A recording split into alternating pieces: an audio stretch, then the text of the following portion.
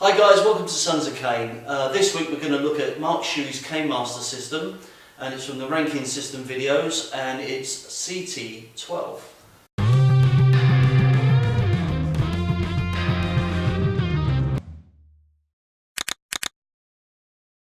What we'll be doing is CT12.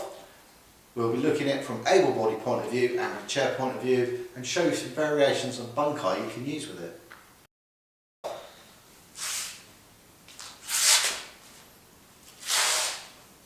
So what we're looking at is a fan block, grabbing the tip and driving the crook into the ribs.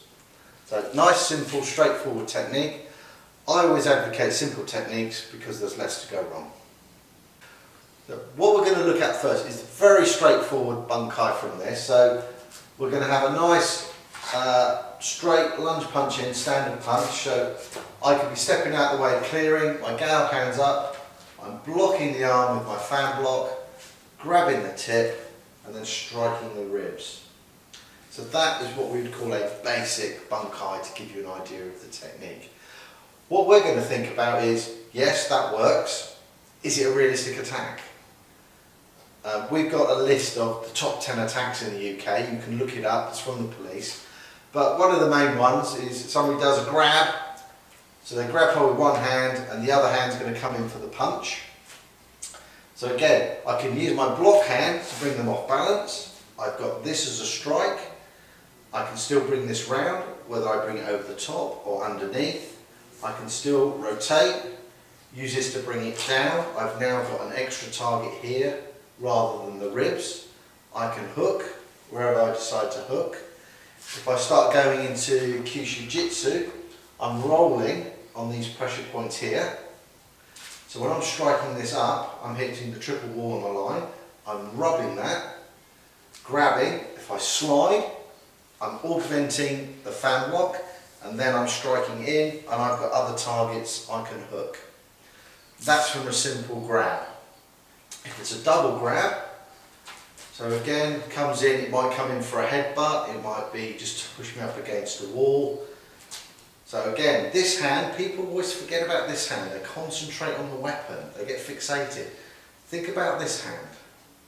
So here, I want to bring him off balance. So again, I can bring this over. I've got my strike still. I can bring it up between the legs. I can bring this up, grab the tip. I've got the knee, and I can draw.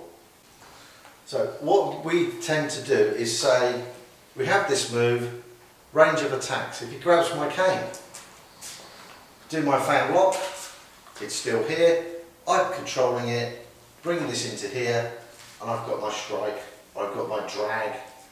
If you have a combat cane, you'll understand with the teeth, the sharp horn, what you can actually do to enhance your technique. So as Chris has just shown you, it's a fan block into a grab and a strike. From the chair position, it's quite nice actually, you know, they're coming in the chair, it's a fast flick and a strike through. I'm going to bring Chris in and we're going to do a little bit of hooky work. Right. Chris is here, he's ready to go, punch is coming in, the fan block comes up. It's giving me a whole nice opportunity to strike through. You've got under the armpit, which is a very tender area, as you can see Chris is on his toes already. You've got the ribs, you've got the floater ribs.